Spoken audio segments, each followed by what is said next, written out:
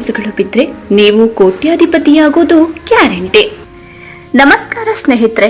ಪ್ರತಿಯೊಬ್ಬರಿಗೂ ರಾತ್ರಿ ಮಲಗುವಾಗ ಕನಸು ಬೀಳುವುದು ಸಹಜ. ಆದರೆ ಕೆಲವೊಂದು ಕನಸುಗಳು ಕೇವಲ ಕನಸಾಗಿ ಉಳಿಯುವುದಿಲ್ಲ, ಅವು ನಮ್ಮ ಭವಿಷ್ಯದ ಮುನ್ಸೂಚನೆಯಾಗಿರ್ತವೆ. ಹಿಂದೂ ಧರ್ಮದ ಇತಿಹಾಸ ಮತ್ತು ಪುರಾಣಗಳಲ್ಲಿ ಸ್ವಪ್ನಶಾಸ್ತ್ರಕ್ಕೆ ವಿಶೇಷವಾದ ಸ್ಥಾನವಿದೆ. ನಮ್ಮ ಋಷಿಮುನಿಗಳು ಕನಸುಗಳ ಅರ್ಥವನ್ನ ಆಳವಾಗಿ ವಿಶ್ಲೇಷಿಸಿದ್ದಾರೆ. ಇಂದಿನ ವಿಡಿಯೋದಲ್ಲಿ ನಾವು ಸ್ವಪ್ನಶಾಸ್ತ್ರದ ಪ್ರಕಾರ ನಿಮ್ಮ ಅದೃಷ್ಟವನ್ನೇ ಬದಲಿಸಬಲ್ಲ ನಿಮ್ಮ ಮನೆಗೆ ಲಕ್ಷ್ಮೀ ದೇವಿಯ ಆಗಮನವನ್ನ ಸಾರುವ ಆ 10 ಅದ್ಭುತ ಕನಸುಗಳ ಬಗ್ಗೆ ತಿಳಿಯೋಣ. ಈ 10ರಲ್ಲಿ ಒಂದು ಕನಸು ಬಿದ್ದರೂ ನೀವು ಶ್ರೀಮಂತರಾಗೋದು ಖಚಿತ. ಹಾಗಾದ್ರೆ ಆ ಕನಸುಗಳು ಯಾವ್ಯಾವು?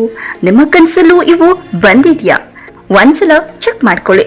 ಅದಕ್ಕೂ ಮುಂಚೆ ಈ ವಿಡಿಯೋನ ನೀವು ಕೊನೆವರೆಗೂ ನೋಡ್ಲೇಬೇಕಲ್ವಾ? ಸ್ವಪ್ನಶಾಸ್ತ್ರದ ಪ್ರಕಾರ ಈ ಕೆಳಗಿನ ವಸ್ತುಗಳು ಕನಸಲ್ಲಿ ಕಂಡ್ರೆ ಅದು ಧನಾಗಮನದ ಸಂಕೇತವಂತೆ. ಮೊದಲನೆಯದು ಚಿನ್ನ. ನಿಮ್ಮ ಕನಸಲ್ಲಿ ಚಿನ್ನದ ನಾಣ್ಯಗಳು ಅಥವಾ ಚಿನ್ನದ ಒಡವೆಗಳು ಕಂಡ್ರೆ ಸಾಕ್ಷಾತ್ ಲಕ್ಷ್ಮೀ ದೇವಿ ನಿಮ್ಮ ಮನೆಗೆ ಹೆಜ್ಜೆ ಇಡ್ತಿದ್ದಾಳೆ ಎಂದರ್ಥ. ಇದು ಅತಿ ಶೀಘ್ರದಲ್ಲಿ ನೀವು ಆರ್ಥಿಕವಾಗಿ ಸದೃಢರಾಗುವುದನ್ನ ಸೂಚಿಸುತ್ತೆ. ಇನ್ನು ಎರಡನೆಯದು ಕಿವಿಯೋಲೆ.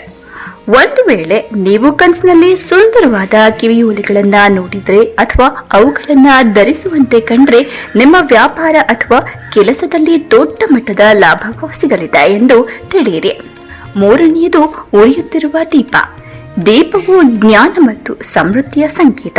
ಕನಸಲ್ಲಿ ಉರಿಯುತ್ತಿರುವ ದೀಪ ಕಂಡ್ರೆ ನಿಮ್ಮ ಜೀವನದಲ್ಲಿ ದಾರಿದ್ರ್ಯ ದೂರವಾಗಿ ಹಣದ ಹರಿವು ಹೆಚ್ಚಾಗಲಿದೆ ಎಂದರ್ಥ. ನಾಲ್ಕನೆಯದು ಉಂಗುರ. ನೀವು ಉಂಗುರ ಧರಿಸುವಂತೆ ಕನಸು ಬಿದ್ದರೆ ಅದು ಕೇವಲ ಆಭರಣವಲ್ಲ, ಅದು ದೈವಿಕ ಆಶೀರ್ವಾದ. ಇದು ನಿಮ್ಮ ಕುಟುಂಬದಲ್ಲಿ ಆಸ್ತಿಪಾಸ್ತಿ ಹೆಚ್ಚಾಗುವ ಸೂಚನೆ. ಐದನೆಯದು ಗುಲಾಬಿ ಮತ್ತು ಕಮಲದ ಹೂಗಳು. ಕಮಲವು ಲಕ್ಷ್ಮೀ ದೇವಿಯ ಆಸನ. ಕನಸಿನಲ್ಲಿ ಕಮಲ ಅಥವಾ ಗುಲಾಬಿ ಹೂವು ಕಂಡರೆ ಸಿಕ್ಕಿಕೊಂಡಿರುವಂತಹ ಹಣ ನಿಮ್ಮ ಕೈ ಸೇರುತ್ತದೆ ಮತ್ತು ಐಶ್ವರ್ಯ ವೃದ್ಧಿಯಾಗುತ್ತೆ. ಆರನೆಯದು ಮುಂಗೂಸಿ.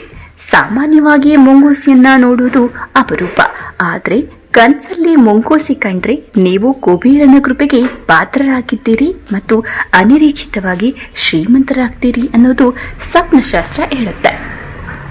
ಏಳನೆಯದು ಹಾಲು. ಹಾಲನ್ನ ಶುಭ್ರತೆಯ ಸಂಕೇತ ಎನ್ನಲಾಗುತ್ತೆ. ಕನಸಲ್ಲಿ ಹಾಲು ಕುಡಿಯುವುದು ಅಥವಾ ಹಾಲು ಕಾಣಿಸುವುದು ನಿಮ್ಮ ಹೂಡಿಕೆಗಳಿಂದ ಹೆಚ್ಚಿನ ಲಾಭ ಬರುವುದನ್ನು ಸೂಚಿಸುತ್ತೆ. ಎಂಟನೆಯದು ಹಾವಿನ ದರ್ಶನ.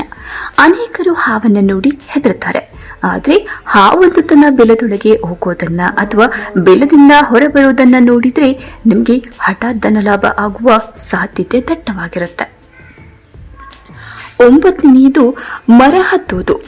ನೀವು ಎತ್ತರದ ಮರವನ್ನು ಹತ್ತುವಂತೆ ಕನಸು ಬಿದ್ದರೆ ನಿಮ್ಮ ವೃತ್ತಿ ಜೀವನದಲ್ಲಿ ಉನ್ನತ ಸ್ಥಾನಕ್ಕೆ ಇರ್ತೀರಿ ಮತ್ತು ಆರ್ಥಿಕವಾಗಿ ಎತ್ತರಕ್ಕೆ ಬೆಳಿತೀರಿ ಅಂತಲೇ ಅರ್ಥ. ಲಾಸ್ಟ್ ಬಟ್ ನಾಟ್ ಲೀಸ್ಟ್, ದೇವರು ಮತ್ತು ದೇವತೆಗಳು. ಇದು ಎಲ್ಲಕ್ಕಿಂತ ಶ್ರೇಷ್ಠವಾದ ಕನಸು.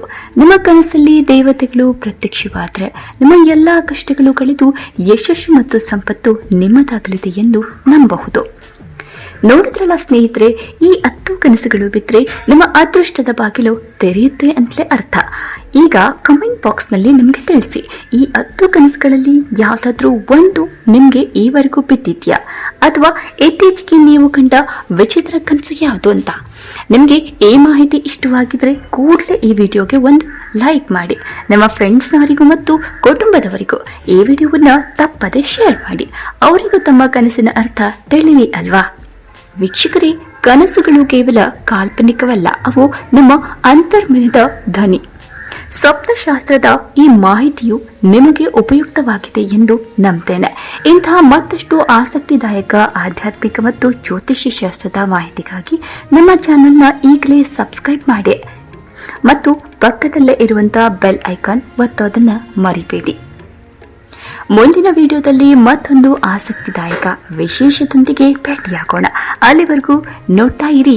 ಧನ್ಯವಾದಗಳು.